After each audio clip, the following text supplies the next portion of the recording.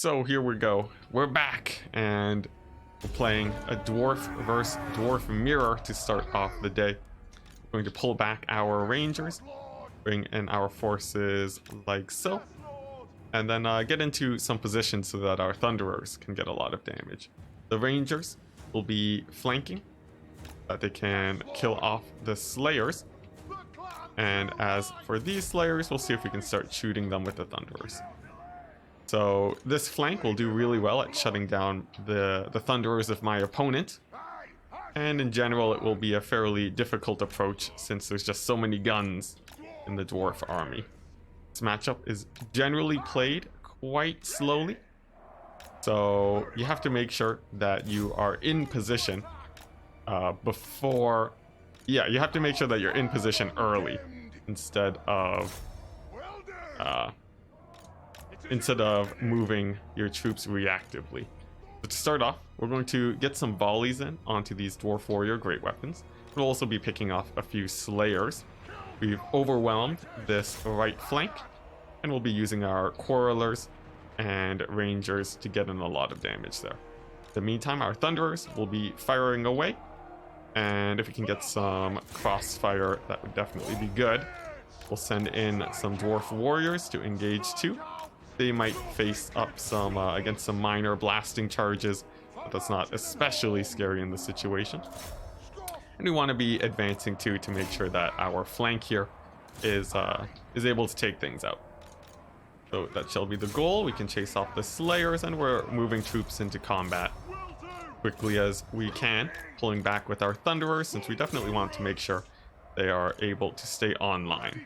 Some miners with blasting charges coming in to ruin the day of some of my great weapon rangers, getting in a bit of damage already. A little bit worrying. These slayers too are pulling through, and we'll have to see how this goes. Some of our rangers will be able to get into position, but we're getting chased off by slayers over here. Definitely not an opportune situation, but on the other sides of the map, we're doing fairly well. We've broken through the front line, and we should be able to continue pushing through that way. Our flank overload has failed a tiny bit though, and some slayers are jumping onto my troops, but that's not a huge worry, as they will be getting shot up quite a bit. Now the miners still continuing to move forward. We will attempt to kite the slayers and try to get our great weapon rangers to get a little bit of work in the meantime, the slayer is still engaging on my troops.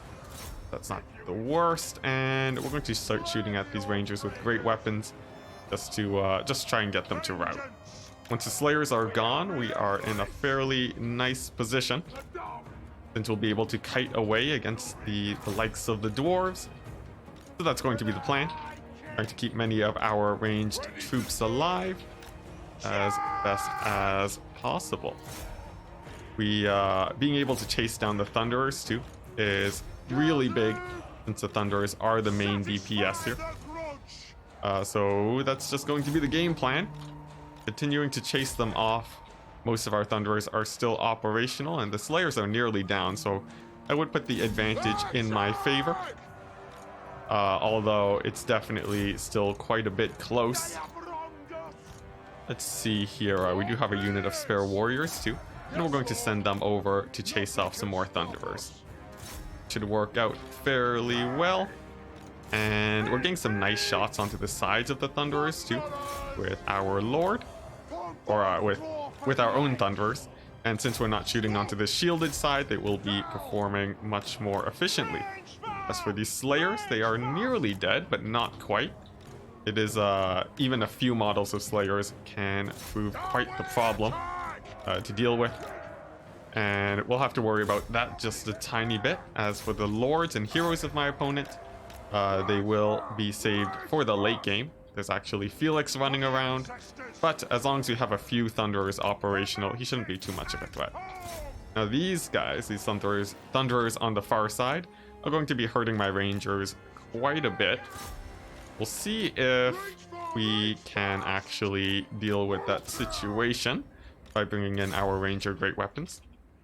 I'm not entirely sure they have what it takes, to what's it? If this group will be able to beat the Thunderers, but if they do, that will be a huge advantage for us. We have actually lost to those 6 Slayers over there. Like I said earlier, Slayers can be quite the issue to deal with. But we routed off the left flank. We still have quite a few troops left. And let's see, our unit of Rangers over here are still operational. And the great weapons too work fairly well in combat. So sending them into that should work out just fine for us also. Some of our troops will be running away from this hero corps as the hero squad, we don't really want to engage them until the late game. So we'll just continue pulling away, just distracting as long as we can, but that'll be a little bit of a difficult task as we do lose some of our troops here. So the heroes will be able to come in and get some damage. As for this runesmith, we should be able to catch him out no problem. And we still have our lord too, of course. He should be able to do quite well. As for the miners, they've used up all their blasting charges. It was actually a very effective option against my ranger flank, which was a little bit unfortunate, but we're still doing okay. We have 3 units of thunderers at a decent HP. Our quarrelers are doing okay, but not amazing.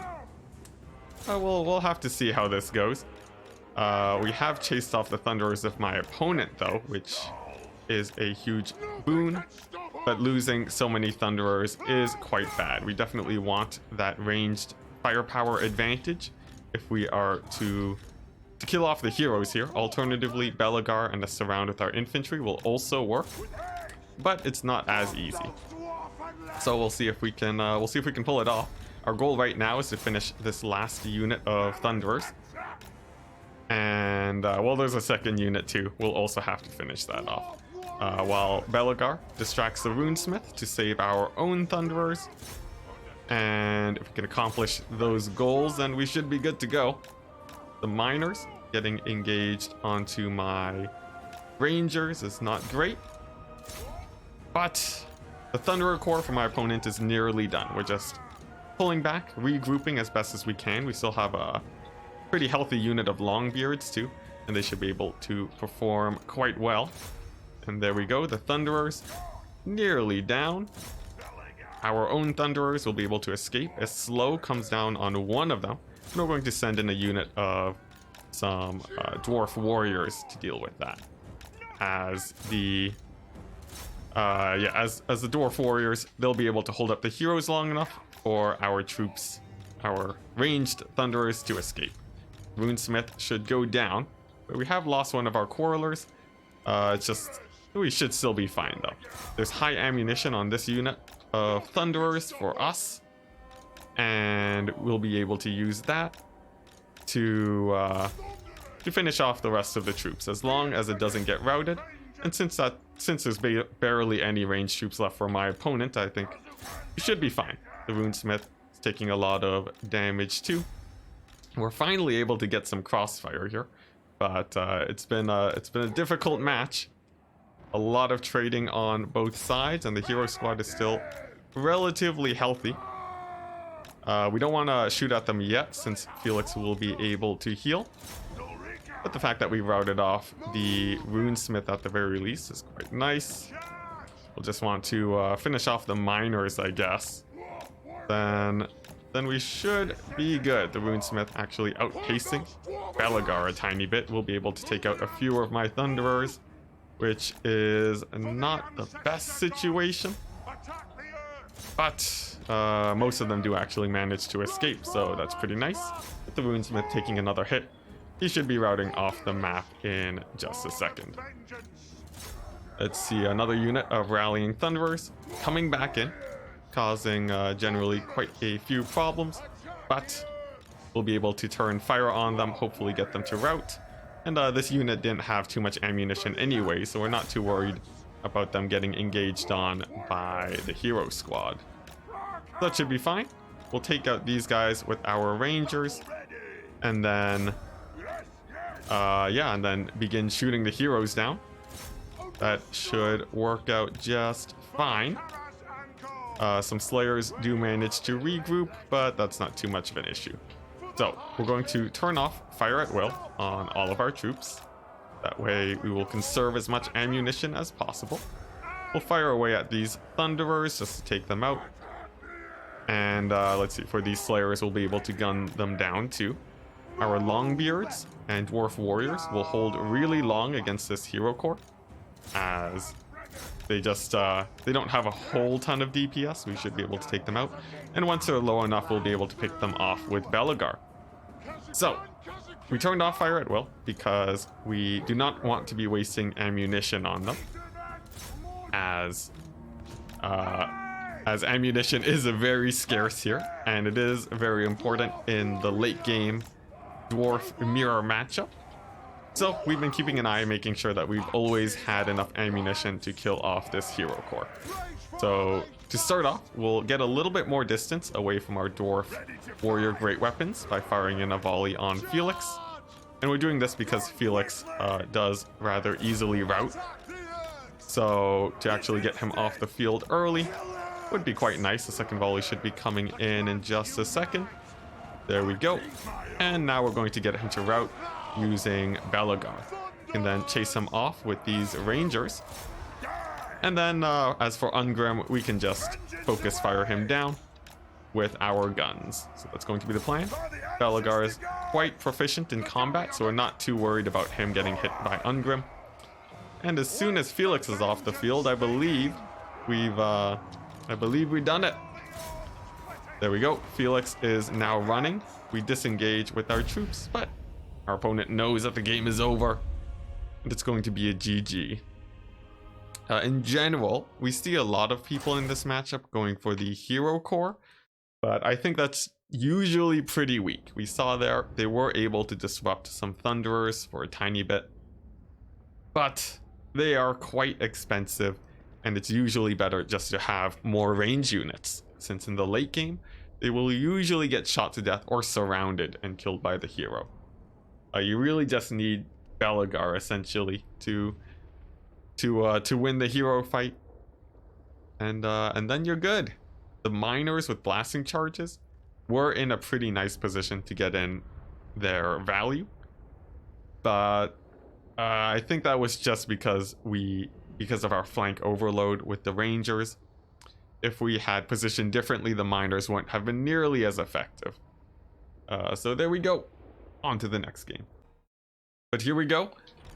Now Lizardmen against the Empire of Felix for game number 2. He's brought 2 great cannons, Volkmar, and some nets with a light wizard. Some outriders to skirmish, and that could actually pose a little bit of a problem. So we'll just be advancing as quickly as we can, bringing our pterodons together to skirmish out the forces of these outriders. They do have very similar range, so we're trying to negate damage rather than trading into them, just dodging as best as we can, advancing with our forces as quickly as possible. These cannons, it looks like they will be turning to fire in onto my cavalry, and the Basildon's getting hit too. We want to be dodging with it as much as we can. And the Empire frontline is fairly strong too. We'll have to worry about that, but it's not the absolute worst. Volkmar coming forwards, playing a little bit aggressively, but he is able to do so. We don't have any major threats on this flank. And as for our pterodons, we're going to move them up now, and we'll be looking to see if we can get some nice rock drops onto everything. Our Cold One Knights will be moving into the back, and Masamundi is going to start pinning down the front line. Now, our pterodons, they do get netted, but that's not the absolute worst. That's actually really good for us, since the net is no longer available. For Felix, we can move in with Masamundi, absolutely no worry. A nice ruination of cities comes down too, and now that the net's gone, we can move the pterodons into place, using our Cold One Riders to charge the now unbraced infantry of the Empire. Rock drop can now go down, and we'll see if we can get a big rout there. Those pterodons have more or less served their purpose, so we'll send them in to engage the cannons to get them to stop firing. And with the Empire frontline forces sort of just pulling in to support in this mainline fight, we are feeling quite comfortable as the gaps in the Empire lines will begin showing themselves now. We can move in skinks to fill in those gaps, and we have our Cold One cavalry who can move into. Mazdamundi essentially has no major threats here, so we're completely fine just charging him through into the back, diving onto the caster. Now for our skink priest, like I said earlier, we took him because of Wind Blast. We want to be using that to shut down the Empire infantry. The caster is now dealt with, and Volkmar can be more or less ignored. As for all these outriders, they will be getting caught by cavalry and infantry. We'll even net down one of them just so that these skinks can finish them off. And I'm seeing a pretty nice line for another rock drop to go down. We'll position our pterodons accordingly. Drop the rocks, and that should be a dead artillery piece. Now, a lot of Empire troops are beginning to rout now, and we want to be chasing them off as best as we can. We don't want them to be rallying, of course. And also, we need to make sure that we're staying very, very mobile with our elite, monstrous troops like the Bastiladon and Mazdamundi. It's very important to keep them moving, since their main source of damage is actually their charge bonus. And yeah, you want to be using that charge bonus as much as possible, so we'll be keeping them bouncing around as best as we can. Our cavalry will be catching out some more outriders, and the outriders should be shut down for the rest of the game. We'll still have to be careful that we are stopping them from shooting, since they are the main way the Empire could come back here. And we can do that with the Pterodons and the Bastiladon, I think, since they are outriders and not pistoliers. That should work out just fine. Some of them do pull through some great swords though, and that actually causes a few problems. The light wizard is back too, and I'm going to have to try and find a way to get on top of him to get him to rout. As for our chameleon skinks, we don't want them to be dying to this soulfire, so we'll proc their refuse to die ability, and that should keep most of the models alive, even though they are taking quite a bit of damage. Nevertheless, we're not too worried about those skinks dying. We have a fairly nice infantry. We have a nice monstrous force that brings us ahead here. Just our mobility is a little bit battered. I've actually lost quite a few of my cavalry units, and we're going to have to be a little bit careful. The rallying forces of the Empire have actually killed off a lot of my cavalry. We'll have to try to find a way to bring them back. Mazdamundi too has taken a little bit of damage, but he's not too worried, and he can 1v1 Volkmar quite easily. Even though the balance of power is quite even, I think our single entities are at quite an advantage, so I'm not too worried. But we'll have to make sure that we don't throw the game or anything. Especially with these Cold One cavalry units. We definitely want them to be alive to chase off Empire forces that rally, since most of the strength of the Empire is actually in their rallying troops. So that shall be the plan. We can chase off this light wizard at the very least, and Mazdamundi's still doing okay against Volkmar, although taking a little bit of damage himself. We will have to put down some heals on top of him. As for the rallying Empire forces, we'll be charging them with our cavalry, at least the ones that can easily get knocked around, specifically the great swords, and the spears aren't nearly as threatening. They're good against Mazdamundi, but we actually have a lot of AoE against them, so I'm not especially worried about them, more about the harder to kill great swords. We have also lost our skink priest, which I was going to use for the AoE against all this Empire infantry, but I don't think it really matters, as Volkmar, like I said earlier, will have a pretty rough time versus Mazdamundi. Now getting killed off, we'll throw down a heal so that Mazdamundi doesn't take too much damage from the Empire captain, and then we should be able to pull out a win. Ruination of cities going down. A little bit mistimed. My red-crested skinks would have actually lived against it, but it doesn't really matter, as it is a second win for us. Even more decisive than the dwarf one. Essentially just overwhelming the front line. There wasn't a lot to really deal with Mazdamundi, and it shows with that 4,000 damage value on top of himself. As for the Pterodon Riders, they actually did fairly good, despite getting routed off pretty easily. And there we go. I think really, once again, the major misplay here is I let a lot of my cavalry die. Some of the plays were sacrificing them to disrupt the backline, but I didn't need to be nearly as aggressive with them. We could have held them back and used them to chase off Outriders instead. But there we go, on to probably some practice now with Chosen One. This next match is up against Chosen One now. We're getting in some clan practice, and we're going to be playing our classic gun Skaven build. For Chosen One, it's going to be some chariots, very few cavalry units except for a few in the back that we'll have to chase off with our wolf rats. And the fact that his infantry forces are so thin is pretty nice for us. We still have to worry about the chariots though, and we'll see if we can, we'll see how best to deal with that. We're going to push a little bit along the right hand side so that the Jezzails can get better lines of fire here. We have to make sure that this Supreme Sorceress of Fire doesn't cause us too many problems. Now, the chariots are coming in. We do get hit by that, by the fireball. And some shades are coming in to fire in on my Skaven slaves. We can indeed fire in onto them though. That should work out quite well. And we have actually caught out a few of the chariots too. Which is rather nice. They'll continue firing onto the shades while we dodge most of their shots by just pulling around a tiny bit. And our Lord is going to be running to this forest to make sure that he doesn't get fireballed too much. We definitely don't want to be taking a ton of damage on that front. The Dark Riders in the back will just position our wolf rats to deal with them a tiny bit better.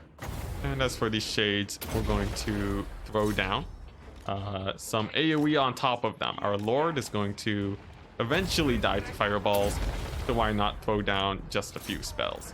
Manticore now coming in. We'll have to make sure that we shoot that one to death.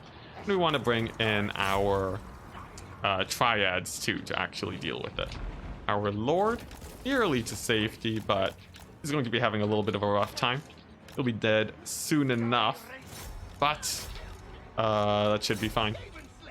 We will just continue using our spells and melting down the front line of the Dark Elves. We've killed off the Manticore, which is really good, but we're seeing a big flank here from the forces of Chosen One. His cavalry is now coming in, and I don't have my triads here to actually support that situation. Our Lord will be able to get a summon though on top of the Dark Riders, and that's going to have to be the best he can do in this situation. Frontline fight at the very least though has gone very well in our favor, and we've killed off the chariots too. So that's definitely a huge plus. As for the cavalry, we'll be sending in our wolf rats to go ahead and deal with them. Our Lord does die though, but we've secured our left flank of weapon teams at the very least. As for all this cavalry moving in, we have the Brood Horror at the ready, along with many of our guns, so we're not especially worried there. The chariots are nearly dead, so is our Lord. We'll see if we can get one more summon out of him before he dies. Just really trying to throw that down. It may go down. We'll have to see. And just taking stock of our troops, we are fairly low here on the ranged firepower. Specifically, the Jezzails needed to be healthy here, but we still have some rattling guns. We're not without options. The Supreme Sorceress of Fire too, dancing around, could cause a few problems, but you can't really land as we do have our. She can't really land since we have the Brood Horror at the ready. So with our lines secured now, We're feeling a little bit more comfortable. We have lost our wolf rats though, and that's going to be playing quite a rather large part here. The wolf rats are really good at actually chasing off all the important forces here, and yeah, not having them means that the infantry, we're going to have to actually shoot them to death. Not impossible, but not optimal for sure. Now the manticores, they won't be especially scary, as we do have our yeah, the manticores won't be especially scary since as you can see, we've just gunned them down and we have the brood horde that just killed them. And our lord actually comes back. Skaven, known for their ability to rally multiple times after running multiple times. That's actually quite good, since it means that our leadership will hold. We can move our lord in now to spawn in more summons, as he has been collecting winds of magic. And there we go, with the last of the Dark Elf infantry routed. It's simply a focus fire on this Supreme Sorceress for the victory. The Brood Horror is still healthy too, and we even have a unit of rallying Rattling Guns to make the Sorceress's life even harder. She can juke as hard as she can, but it's still very hard to dodge given the close quarters of the guns. And of course the slow from the Rattling Guns will make that nearly impossible to dodge, leading to an army loss from Chosen One and a victory with our wonderful, wonderful Skaven build. Pretty enjoyable, I gotta say. The main misplay was I actually uncharacteristically let my poor dogs die. If they had lived, they're really good at chasing down manticores too, and they could have killed all this infantry once they got low on HP. So this was a pretty big misplay. Of course there were misplays from Chosen One too. Just looking at areas I can improve here. Our front line did very well against the Dark Elves. You can kill Dread Spears in droves with the Warp Fire Throwers, and they stay alive after. So in the late game, they're just a huge threat that is very hard to take care of. The Cold One Chariots too, actually getting extremely low value. Same with the Manticores, things working about as well as we could hope. So for our next game, it's going to be Norska against the Wood Elves. Prepped for a kite, but actually running into a defensive formation. Very similar to the Empire play that we see, that we've been seeing against Norska. So we'll see if we can actually break through. We have many a Skin Wolf and Wolf unit to dive into the back line. They should be able to punch through the Glade Riders quite effectively. We have Burning Head that we can throw down too. And with all of our AoE spells, we should be able to take out most of these Glade Riders. Drycha is here though. And there's a little bit of a worry that our front line would actually collapse. So I'm going to do a feint. I'm going to move my cavalry over to this side. And then instead of charging into spears, we're going to be hitting up the Dryads instead. Just charging them right into the flanks. We'll be pulling in with the Skin Wolves to accomplish that, while the Wolves get into a better position to flank. Wulfric can throw down his boat onto the Wood Elf infantry, hopefully getting them down. And we have already nearly lost our chariot, but we're doing well on the frontline fight. Our Marauders can now engage fairly freely. We have some Burning Heads that we could throw down too. No, we don't. I forgot we don't have Burning Head. But we can put in some fire damage to melt down the elves. And with our wolves diving in onto the back line, we should be okay. Wulfric is taking a lot of heat though, and eating up most of the archer fire. But we finally have our wolves coming on in. We'll throw down a few fireballs, and then see if we can win this engagement. Pendulum comes down, and Wulfric has taken a lot of damage. That's definitely a tiny bit worrying, but at the very least he can rout off many of the Wood Elf forces here.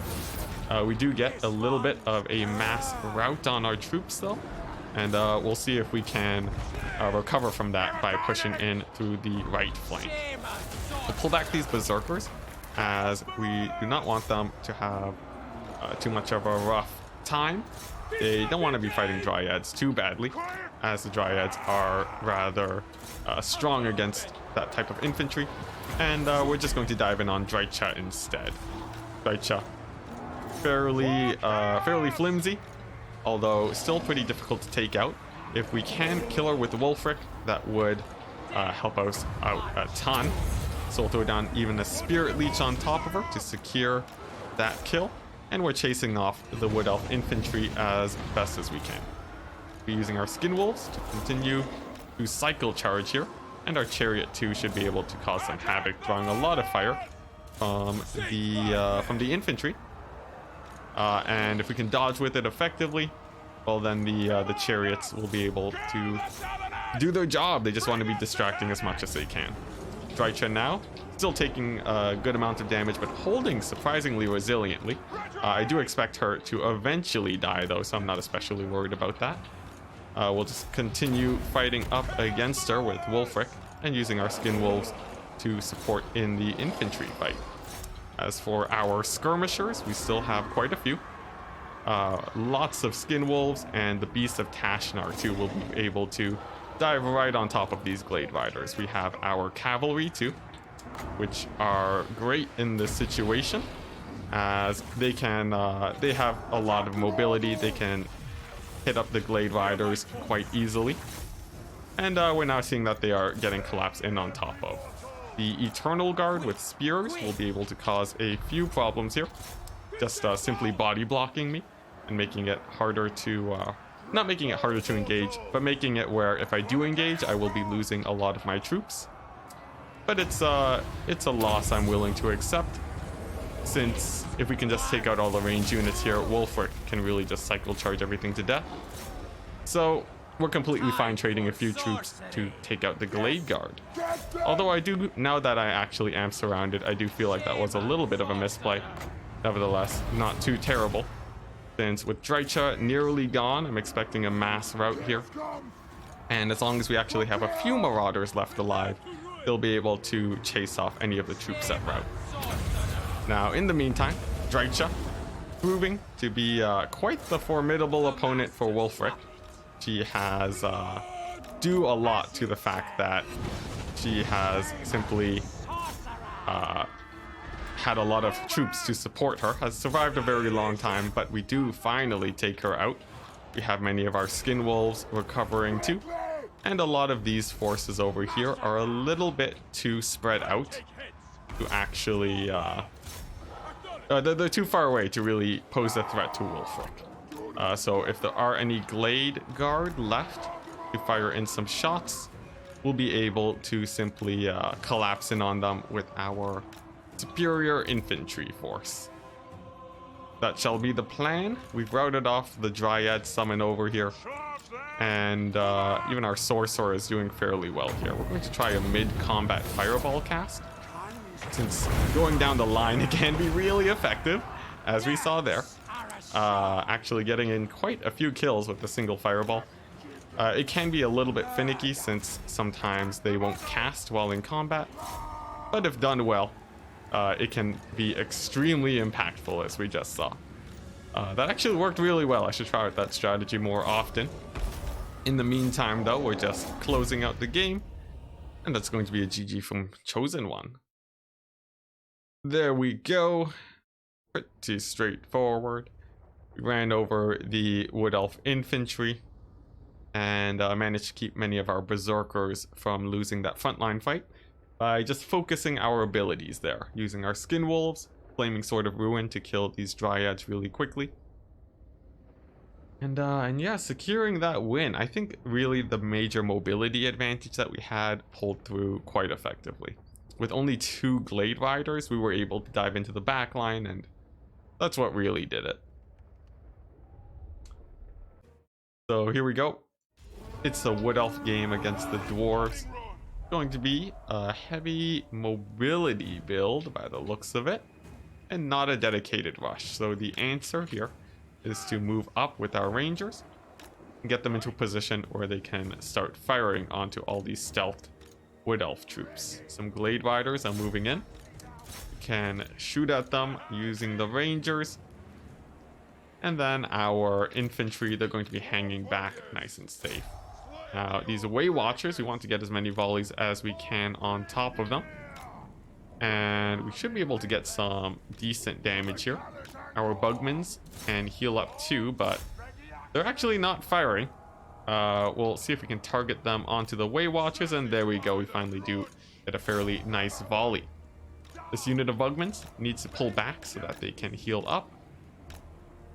And then we're just going to, we're going to line up our Rangers like so that we can get huge volleys onto those Way Watchers. As for our Gyro Bomber, we'll need to find a good place for that. Drycha moving around too. We might be able to snipe her out. The Gyro Bomber has fairly free reign here, so we're okay using that to bounce around. We're going to bait out the Way Watchers to reveal themselves by firing onto these Glade Riders with our Bugmans. And if the Way Watchers do fire, they'll be taking a huge volley from these forces. There is a Way Stalker though. He does launch a shot at my Gyro Bomber, getting in some nice damage. Another shot connecting, hitting for quite a bit, but our trap has been sprung and we have caught up a lot of these Way Watchers. A pendulum does come down. It will be hitting for a lot of damage, a lot more than I would have hoped for. The Gyro Bomber in general is taking a lot of damage, but we can hit Drycha. She doesn't have a ton of healing, and that'll be good. A volley might come in from the Way Watchers, but we can fire in on them. They don't have any healing either, so that should work out quite well for us. As long as we keep our Bugmans firing, that should work out just fine. So, some more volleys over here should do good. The Gyro Bomber is still doing amazing damage against Drycha, actually. And we forced many of the Dark Wood Elf forces to actually retreat here. So that's pretty nice, but I think Drycha is looking to actually get in a summon. So we'll see if we can shut her down. We'll focus fire with her with the Gyro Bomber. Bring in our Bugmans to fire in on her too. And hopefully with the slow, she won't be able to dodge most of that damage. So there we go. Getting in some decent damage against her. If we can get her to rout, that would actually be huge. That's going to be the goal. Gyro Bomber still connecting many of its shots. And we can dodge with the Gyro Bomber too to make sure that it doesn't take too much damage. A pendulum does come down. We'll just have to tank it since our Rangers aren't especially mobile. And it should still be fine. The dwarves are known for their magic resist.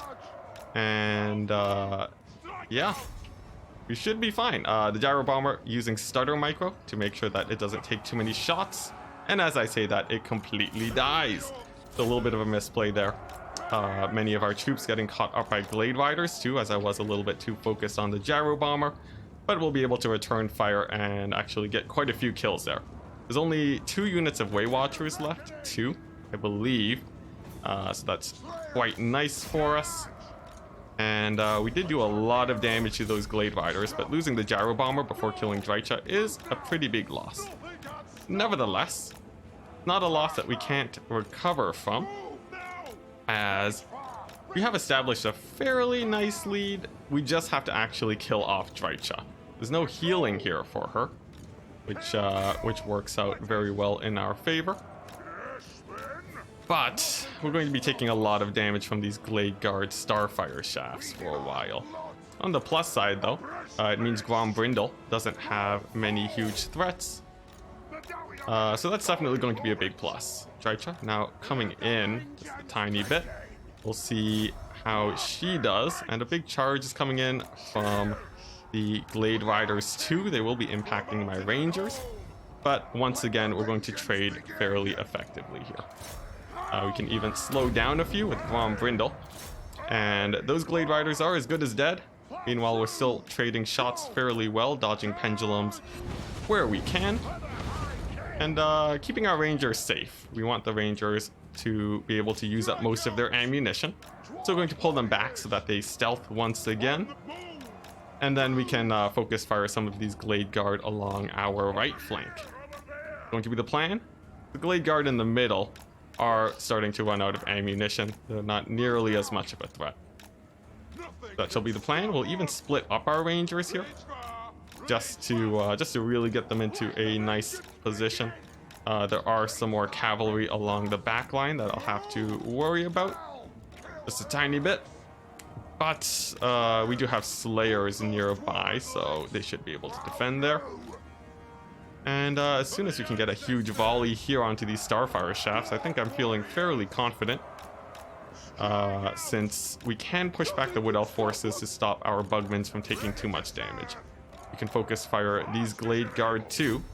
And a big Arrow of Kurnos volley does come down on my Rangers. They don't take a whole ton of damage, it's not the absolute worst. The double Waystalker though is quite scary. Just because they will actually be able to snipe out Grombrindle in the late game. So it's very important that we're able to take out many of these archers first. So we'll just continue pulling to the right, taking out as many models as we can, because the Way Watchers are mostly dealt with, and our Bugmans will continue to heal up too. So on the ammunition front, we are not worried at all. We can even get another volley onto these Glade Guard. We just have to make sure that a big pendulum doesn't punish this volley too much. And to avoid that, we'll just move as soon as possible with our ranged troops. And it looks like that does pay off. We dodge most of the damage there. And even some more Glade Guard getting out of position, we can send in a pretty furious volley in their direction. And that should actually get them to rout off. So in general, I think our micro has been going quite well. We've been controlling with our Rangers in a way that makes it where we're trading really effectively into the Wood Elf forces. And as long as we continue to keep that up, we should do fairly well. Now, there are a unit of War Dancers, and it's very important that we're able to actually fight that off in the late game, which should be fine. We still have a lot of our Rangers left. We just have to make sure that we don't take too much damage. These Way Watchers, actually, we will be able to finish them off now with our with our Rangers. There we go, a nice big volley coming down on top of them. We'll be able to take out quite a few models, and we're going to reposition once again with our forces. We want to be taking favorable engagements, and we want to be the ones letting our volleys loose onto the Wood Elf forces. That will be paramount, and avoiding damage on these guys will be very important. We want to be very, very careful with our engagement, since we have already had some miss micro moments where they've actually taken quite a bit of damage already. Nevertheless, we still have about half power on many of our ranged units, and eventually eventually the Wood Elves will run out of ammunition too. Just continuing to fire in on my Dwarf Warriors and so on. So that's not too much of a... Yeah, that should be fine. So we're going to do the same thing again. Positioning with our Rangers so that they can get a huge volley onto the Wood Elf forces. The next target are these Glade Guard. And we'll see if they actually end up in the line of fire. They're actually in a pretty open position. So I think a single big volley can come down on top of them. We'll hit these Glade Guard too, and then we'll pull away before a big pendulum comes down or something similar. This Glade Guard unit is much less important to actually finish off though, as they are almost out of ammo anyways. So it's not exactly a priority that we take them out. Instead, these two units are much more important, and we're going to now position our ranged troops to try and deal with that. First of all, though, we still want to punish any play that puts them too far in the open. We can do that by just lining up our troops and firing away. These Glade Guard are coming in to punish, but we were ready for that. We do have a few Rangers at the ready to support. So they'll be firing in onto these fairly high ammunition unit of Glade Guard, and that should be able to get a rout from them. Looks like it may very well. They return fire onto my Bugmans, but they'll be healing that up. No problem. As for these Way Watchers, they are still at high model, high HP. That is definitely a problem. And I only really wish that I had my Gyro Bomber. We'd be able to chase off these Glade Riders, no problem. And it's really a shame that I lost it so early, but that's not the worst. And we've almost caught up these Way Watchers too, so that's definitely a plus. We just have to launch a big old volley onto them, and then we should be good to go. Dreicha's moving into the back line now. We want to make sure that she can't get a pendulum onto my troops. So So we'll have to position well against that. And continuing to trade into the Way Watchers is going to be the goal. Some of our Bugmans do take a big volley on that side, but there are some situations where we could come out on top here. We have a full HP unit of Slayers, and in the late game they can kill basically everything here, quite effectively too. So if the Wood Elves actually run out of ammunition, that would be huge. There are a unit of Wildwood Rangers though in reserves, and that's actually quite a bad situation. The Wildwood Rangers, they will be able to kill my Slayers absolutely no problem, and we really want our ranged firepower to actually kill them. So losing out our Bugmans is going to be a really bad situation, and that could actually be the loss if we can't kill off all of these Wood Elf melee forces. Nevertheless, we'll continue onwards. The ammunition is now running extremely low for the Wood Elves, and our Rangers are going to be in deep reserves now. They don't want to be used until they can fire in on the Wildwood Rangers, because we're going to be using our Slayers to do most of the killing against the rest of these forces. They'll even kill out the Waystalkers without much of a problem.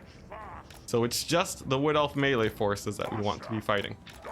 In the meantime, Grombrindle, he's going to be dying soon enough, but not without wasting the ammunition of the Waystalkers. And the fact that the cavalry isn't here to punish my Rangers is a very good situation. So these War Dancers, we've nearly gotten into position to fire in on top of them. Just need to get as close as we can so we can actually take out as many models as possible. And there we go. This seems like a fairly nice opportunity. Grombrindle, in the meantime, is going to buff up the leadership of his troops before he gets sniped out. We'll see how many of these War Dancers we can actually take out. We still have a unit of Dwarf Warriors, though. The Longbeards, and the ammunition is very nearly gone now for the Wood Elves. We are running out of actual forces, though. So we'll see how this final engagement goes. Grombrindle is going to slow down Dreicha, and we're going to try and catch her out with the Slayers. Meanwhile, our backline does get fully compromised, and Grombrindle now will be dying to the two Waystalkers. The cavalry here, they'll be able to take out everything, and this will likely be a loss unless the Slayers pull off a miracle, but the Wildwood Rangers are a bit too much, and I think that's just going to be GG. A little bit of an overcommit trying to kill off Dreicha, causing the loss. If we managed to keep that gyro bomber alive, we would have won, for sure. Because the bombs could have killed off the two melee troops, absolutely no problem. So a misplay from me, but we were really close to winning it out. The matchup is tough, but for sure it came down to the misplay. This poor gyro bomber. Very, very unfortunate situation. As for Chosen One, they did well. We did manage to outtrade against some Way Watchers there, thanks to our Ranger positioning. And if he had lost Dreicha, that could have been really rough. But I think he still had the lead after my gyro bomber died. So our next game against Chosen One is going to be a Skaven against Wood Elf game. Looks like he will be opting for a rush. And in this case, we're feeling fairly good. Sylvan Knights 2, a very expensive Wood Elf unit that will lose to our Warp Fire Throwers, as we do have that sweet magic damage. Aerial can't really approach too easily, as we do have so many guns available, and we can even use our Gutter Runners to do a surprisingly high amount of damage against her. That's going to be the plan. We'll just reposition since it seems like the rush isn't moving in. We'll do a little bit of dodging and moving in with our Gutter Runners now. Try and take out these forces. These are just normal Deepwood Scouts, and that's what makes this this build so great. Deepwood Scouts have very little AP, and they're good against the Gutter Runners, but they're much less good against our weapon teams. Now Ariel is able to dodge most of my Gutter Runner shots, so we're just going to avoid her for now and see if we can get our Rattling guns on top of her. Going to be the plan. Our Lord isn't especially worried about getting sniped out, so we can move him up into the front line. And our Wolf Rats can pressure some of the cavalry here. Now another volley does come down. We can avoid a lot of that damage though with the weapon teams. They are extremely proficient at dodging shots. So that's honestly no problem at all. Another volley comes in. We'll just continue staggering our movement, but that'll make it very difficult for them to actually get the damage that they're looking for. Sylvan Knights now coming in. We're going to turn our Rattling Guns, move in our Spears to support, and that should be able to push them back. As for Aerial, we have our Gutter Runners who can kite her out, and she might actually be in for a bit of a rough time here. We'll have to see, as she does take a lot of damage from the Gutter Runners, and the Rattling Guns too are going to be putting in a lot of damage. Our forces too, our anti-infantry weapon teams, will be great against the Deepwood Scouts, and we force the cavalry to sort of move in and try to assist in this situation. Because Aerial is taking a ton of damage. We've hit up the Deepwood Scouts too, and so far we're trading fairly effectively. Aerial still having a pretty rough time, but I should have kept my Gutter Runners closer to her though, since that actually would have helped out much more. Now a big volley comes in onto the side of my Warp Fire Throwers, actually getting them down fairly low. That's a little bit of a worry. The Glade Riders too are going to be able to hit for quite a bit of damage, and I've mismanaged my front line just a tiny bit. We will be able to catch out some Glade Riders though with my Wolf Rats, so that's definitely a plus. And we can begin pulling back to reform our lines. Since our dogs are able to trade effectively here, we don't need to be too hasty with our engagement. Just pulling back, getting into a safer position, trying not to lose too many of our weapon teams, and getting picks with the Wolf Rats where we can. We've already pulled out a decent lead, just thanks to the damage we've already dealt to Aerial. And as long as these Deepwood Scouts don't get too much damage, we should be fine. We also want to make sure we have enough anti-infantry to kill off all the Dryads, but that's not too difficult of a problem, as we do have a lot of Warp Fire Throwers left. So that's not too bad. The Wolf Rats too perform quite well against the Dryads. So we'll be doing that. In the meantime, it's just continuing to dodge against the Deepwood Scouts as best as we can. And eventually they will be running out of ammunition. Our Gutter Runners are nearly in place too. We have Rattling Gunners here to support. We still have some Warp Fire Throwers for those, for all the Sylvan Knights. A volley comes in and misses. Gutter Runners are now in position, and we can actually get some more damage on Aerial. Our Wolf Rats can move in to assist too. And there we go, getting in that glorious, glorious fire onto her. She will be staggering and dodging a few of the shots, but still taking a lot of damage. The Sylvan Knights still unable to really get a clean engagement. And as long as we continue to dodge these Deepwood Scouts, we should be in the clear. We'll pull back our Wolf Rats so they don't get charged by the Glade Riders. And we're just wheeling about with our infantry, make sure that these Dryads don't get too strong of a flank against us. Now, let's see. I'm tempted to throw down a Dreaded 13th here, just to pick off some of those Deepwood Scouts. And there's a lot going on, so there's a chance that that will actually hit. And it does, catching out the Deepwood Scouts. And now we can begin putting in some pressure onto these forces. A big AoE does come down onto my Wolf Rats, but I may be able to take out some Sylvan Knights here. I'm trying to get my Rattling Guns in range to actually support. And we don't have to worry about infantry too much, as we can push them back with the what are they called? What are these guys called? Storm Vermin. Yes, we can push them back, so that's not too much of a problem. Let's see, there is a Drycha running around though that we will have to worry about. But in general, I feel like we're in a fairly comfortable position. We do catch out a few of the Deepwood Scouts. We can move up the Gutter Runners now to continue skirmishing Aerial. And even some of our Rattling Guns are able to hit up the Dryads in the far side of the map. Now the Wolf Rats can begin moving in. Our Gutter Runners are here to support, and we can always pull away if we don't want to take that fight. We've pushed back many of the Wood Elf forces So we're free to try and take this engagement, try and get a solid pick. Deepwood Scouts continuing to try and take out my weapon teams, but they are nearly out of ammunition. The time of reckoning is near.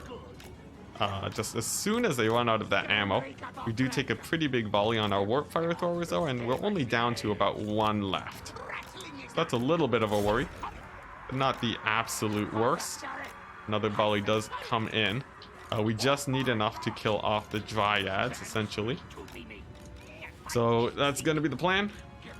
And for now, we can get a few shots off with our rattling guns, but we actually take quite a bit of damage from the Deepwood Scouts, and we're going to pull them back into a safer position once again. Now, there are some dryads over here on the far flank, and I think I'm going to be trying to deal with them. We'll move in our wolf rats to engage and retreat from the Deepwood Scouts here. We have our gutter runners to support, and these dryads are quite and well alone. So we should actually be able to get a free pick here. Chosen One trying to set up the surround, but we are able to punish the...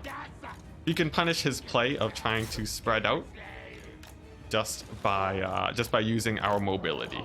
Still, Sylvan Knights are coming in to try and support. We'll see if they actually make it there on time, as the Wolf Rats do charge into the Dryads and begin getting some pretty decent damage. The Waystalker too, moving into combat. We'll see if our Lord can actually kill him. As for the Wolf Rats, we'll need to pull them away since the Sylvan Knights are getting rather close. We'll run them away, and then once the Sylvan Knights retreat, we can charge into these Dryads once again, getting in some pretty nice damage. Now, more Dryads are coming in. We'll have to put in some summons to actually deal with them. But that should be fine. It should be a fairly easy retreat. It looks like indeed it will be, as long as we can get our Lord out of the situation. As for the Sylvan Knights, we'll have to pull away with the Wolf Rats, since they actually can't take that fight very effectively. And it looks like the big engagement for the Wood Elves is beginning to come in. We have our Rattling Guns just a tiny bit exposed, but our Wolf Rats are at the ready. Sylvan Knights will be diving in onto my Warp Fire Throwers though, and we're going to throw down the dreaded 13th spell to try and punish that. Meanwhile, the Wolf Rats are going to be moving in to kill off the Glade Riders. Dreaded 13th goes down, and we are able to catch out some Sylvan Knights. And as for these Glade Riders, our Wolf Rats can now chase them off. Meanwhile, the Rattling Guns, we'll see if they can target down, I guess the Sylvan Knights feel like the best plan here. So we'll send them over to do that, while the Gutter Runners continue to kite out the Wood Elf Infantry. Sylvan Knights are taking a lot of damage and getting slowed down by quite a bit, but they're getting healed up by a lot too. There's a lot that we'll have to worry about.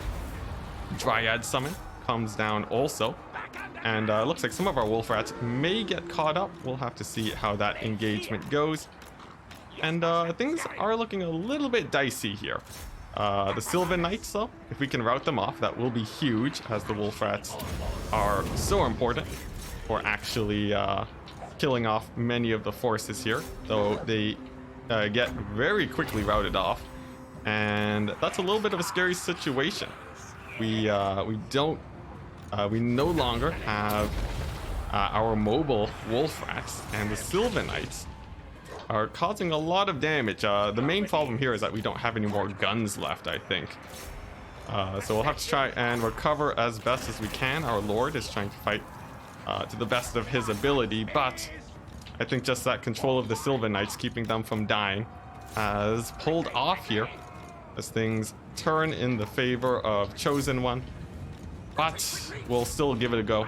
We'll charge our Wolf Rats in, but it looks like that's gonna be it. The Dryads close in. And do I have any more guns? Nah, I think the Sylvan Knights can win it. So GG, the Chosen One. And there we go. A pretty rough loss, essentially. I think just our poor Warp Fire Throwers got picked off by those Deepwood Scouts over the course of the game, despite our attempts to dodge with them. Our Gutter Runners did okay. I feel like if we went for mass Gutter Runners, it could have gone differently. That might have actually gone well, but I don't know if we have the money for a mass Gutter Runner build. Let's see. As for the cavalry, the Silver Knights were a pretty big pain to deal with. Our magic damage ended up getting picked off, and the Rattling Guns only really slow them down. So the fact that they eventually got to close in onto my lines caused many problems. And of course, once the Warp Fire Throwers were gone, the Dryads were able to overwhelm me. Now, if we could have forced a harder engagement from Chosen One, I think that would have done better, but I don't know if we had the tools to actually do that. We could have taken a single Poison Wind Mortar to shoot at the Dryads to try and force an engagement. And that might have been good. Cut out these 2 Poison Wind Globadiers for a mortar. Let's see. That feels like it could actually work out. So I think that's going to be the plan for next time, but I don't think we're going to play this matchup with Chosen One next. And here we go. The next and last game against Chosen One is going to be a more standard Skaven style of build. It's lots of Poison Wind Mortars, Warp Lightning Cannon, and a lot of Skaven Slave Slingers to keep the Pterodons away. Poison Wind Mortars will be extremely deadly against any Saurus and even Skink units that try to sneak by. And the Pterodons, they shouldn't be too much of a problem, but I wouldn't be surprised if they actually do manage to dive in onto my lines, since there are actually quite a few Pterodon riders in the sky. Actually shooing them away is going to prove a slight challenge here as we get into the game, but the Warp Lightning Cannon will at least force them to engage a little bit faster. Now, Hand of the Gods has gone in on my Skrulk.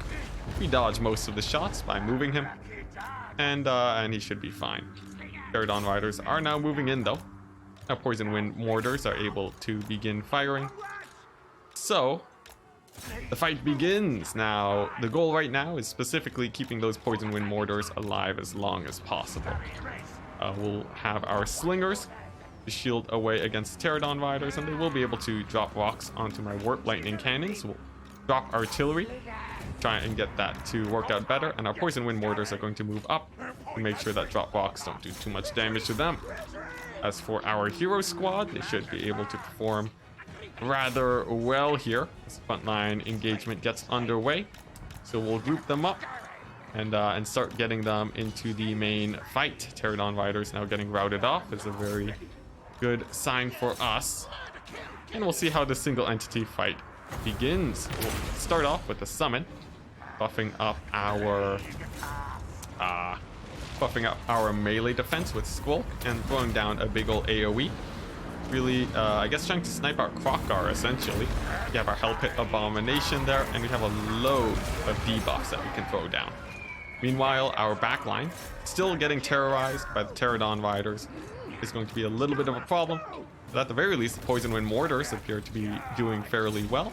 And as long as Skrulk can win out this fight, we should be fine. We have a huge single entity advantage over there. We'll be trying to use that to the best of our abilities. As for the Pterodon riders, they are extremely proficient at chasing off our troops, so we'll try to snipe them out. But that actually might not be too useful in this situation, as they are just Pterodon riders. They don't really have enough ammunition to kill everything here. So I'm not especially worried about that. Not to mention the fact that our single entities are really winning the day on the frontline fight. Krokgar getting hunted down by the assassin means that the Lizardmen might just run out of troops to actually kill off this group. So essentially securing us a pretty nice win condition, as long as the Pterodons don't actually carry out the day. And that's going to be the main worry here, as the Pterodons, they do have their range attacks, and their ammunition could probably pick off the Hell Pit Abomination if there's enough of them. My actual game sense isn't strong enough to really know if the Pterodons will be able to do that, so we'll have to see. The hope is that Fire at Will remains on for them, and if it does, they will slowly run out of ammunition, and then things will become much less of a problem for us, since really it's just 2 Feral Bastiladons and some Kroxigors. They are not effective against this small army here. So that's going to be the plan. Pterodon riders look like they're chasing off other troops. Chosen One seeming to feel like this his Croxagores will be able to rout off my single entity squad, and they may very well. We'll have to see how that ends up playing out as we head on into the late game. The killing of Crockgar will definitely help though. So let's see how this plays out. We have lost all of our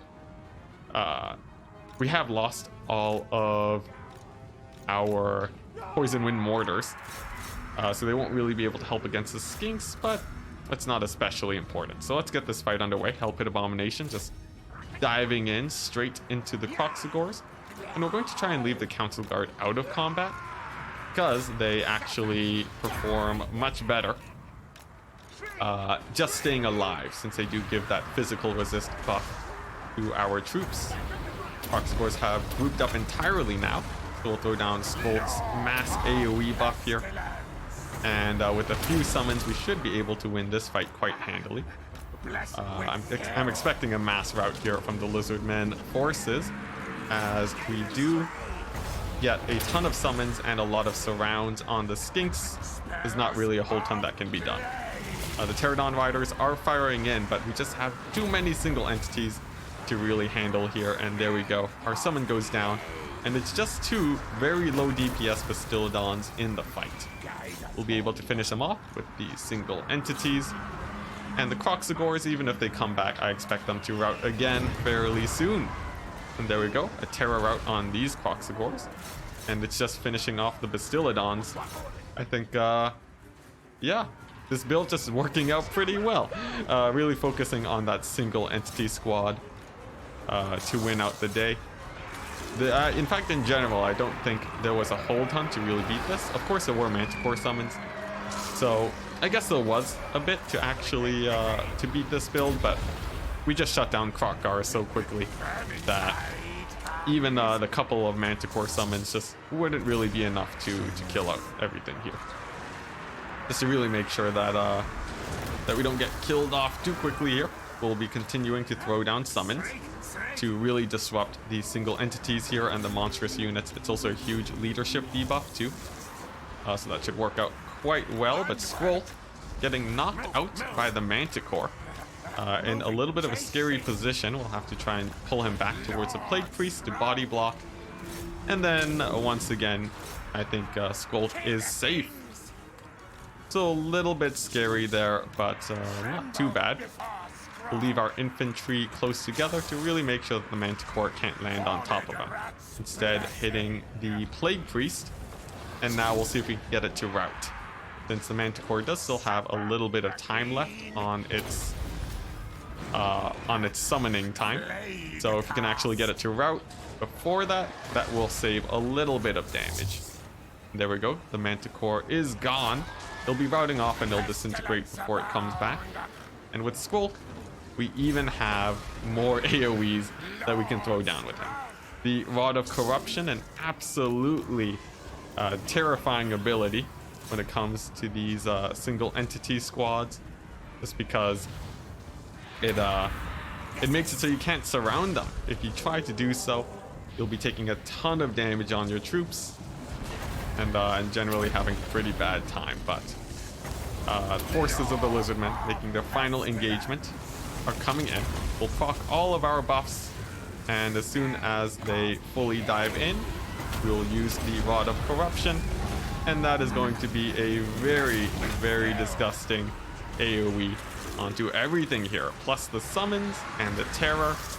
It's sadly going to be too much for the Lizardmen, as a ton of damage comes down, and our Hell Pit Abomination is still at full HP. There's no Manticore summons to really close things out, and that's going to be a win for the Skaven. Working out pretty well. I think there were a few things I might want to change with the build, but still working out really, really good. I think that the Skrulk blob is... I didn't know that Rod of Corruption actually had 3 charges, and that was quite brutal. The Poison Wind Mortars punishing any Saurus play that could have came in. And the Pterodon Riders mostly getting ignored for a lot of the time. they helped chase off a lot of my troops, but the damage was already done when we won that single entity fight. Alternatively, I think if Chosen One had held back with Krokgar and saved his Manticore summons for the late game, he might have still won it. But there we go. I think that's just gonna be it. And it shall be the final game with Chosen One, and probably the last multiplayer game for today, but I do think I will be jumping into some campaign now.